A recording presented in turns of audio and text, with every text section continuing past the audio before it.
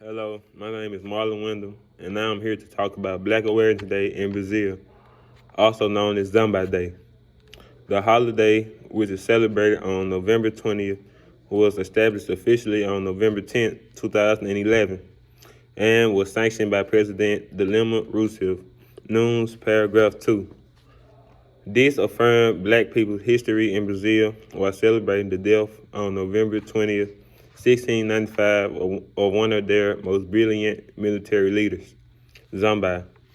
Zambai was the leader of an independent settlement, Colombo of Palmares, which was founded by early Brazilian Africans as a resistance to European colonizers and slavers in the northeastern Brazil between the states of Alagoas and Pernambuco. As a result, the Colombo of Palmares is one of the first places in the Americas where enslaved Black people brought to the New World found freedom. A large number of African slaves were purchased by the Portuguese capitalists from Sierra Leone and other West African countries. These Africans were treated cruelly and dehumanized. Black Conscious Day, 2022, History of Black Conscious Day. At approximately 6 years old, Zambai was captured from the Palmares region by the Portuguese and given as a slave to a Portuguese priest. Black history heroes, Africans in Brazil, Zambai dos Palmares. He was baptized in Franciscus and taught Portuguese and Latin.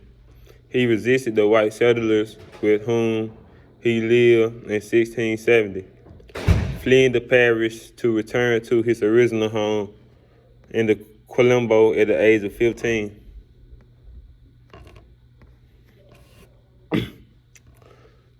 Zambai and the Palmares community he led until its destruction became symbols of Brazil's slave struggle. The Palmares episode is so unique in the context of maroon societies, which are an important part of Brazil's colonial history. While there are thousands of Colombos or Macombos in Brazil, these communities of runaway slaves were typically small and short-lived. Palmares Colombo, on the other hand, was exceptional in terms of both longevity and size. Indeed, for nearly a century, in the palm-covered Sierra de Bulgaria region of Pernambuco, Captaincy Interior, several thousand of Colombos spread out over a dozen sites resisted Dutch and Portuguese expedition between 1604 and 1694. Palmares, which was most likely organized and governed according to Bantu culture, with a kid and his vessel at the helm, is now thought to be the America's largest maroon community. In 1678, a revolt erupted against King Ganga Zumba, who was assassinated by his nephew, Zambai, for attempting to negotiate a treaty with the Portuguese. Zambai, who had been raised and educated outside of the Colombo by a priest, seized power and proved to be a brilliant strategist who mastered the art of guerrilla warfare.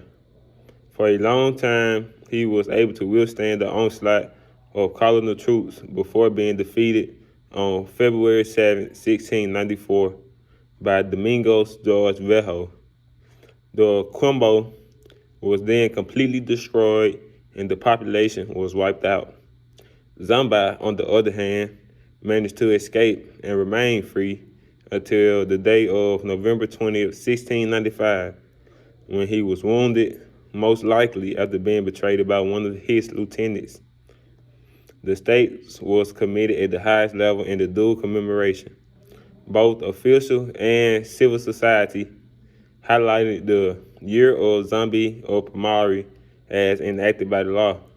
Furthermore, conflict erupted through the years between the Palmares Culture Foundation, which was tasked by the Ministry of Culture with organizing the official commemoration, and the Unified Black Movement, which broadly boycotted its initiative, which they saw as political hijacking.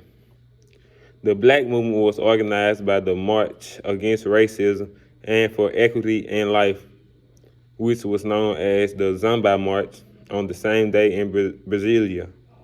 With the cease of support from the Worker Party and the Unified Workers Central.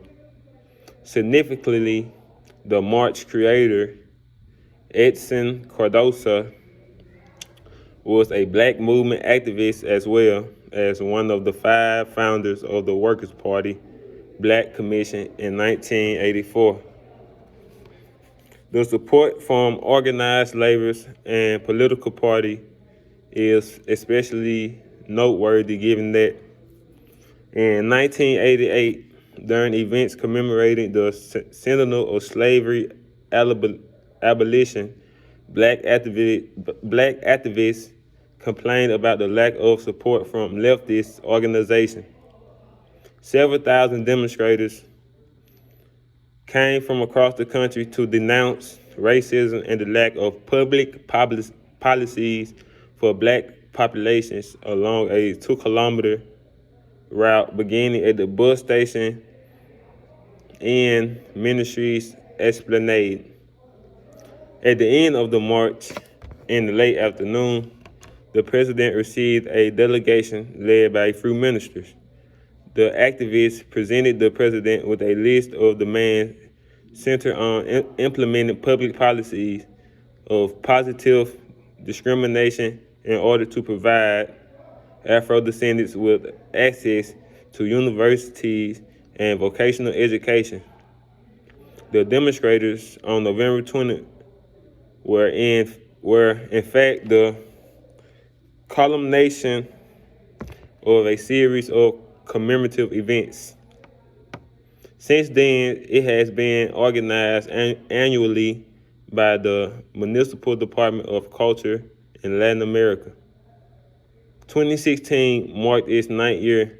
Among other things, the CUT organized the Zamba March for Life, a pilgrimage route of nearly 200 kilometers between the Sao Paulo and the Aparecida National Sanctuary.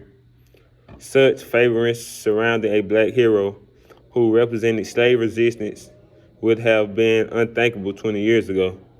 Nothing like this would have been possible without the profound changes in Brazilian opinion and society that occurred in such a short period of time. Brazil was, while not apartheid-era South Africa, it was far from the idealized image of a fraternal, multiracial nation immune to racism. In any case, how could it be any other way in a territory that was both the largest slave colony and the last to abolish slavery? This is quarter racism, as it is sometimes called. Is barely perceptible to an untrained observer, partly hidden by the lack of legal segregation and the customary warmth of social relations. This state of affairs was ingrained that denied its existence was long-standing national taboo. It is impossible to deny that Brazil has come a long way since 1995, even if there is still much to change for the millions of Afro-descendants who live as second-class citizens, despite being stigmatized until recently. Social integration has accelerated, and having African roots become such a source of pride.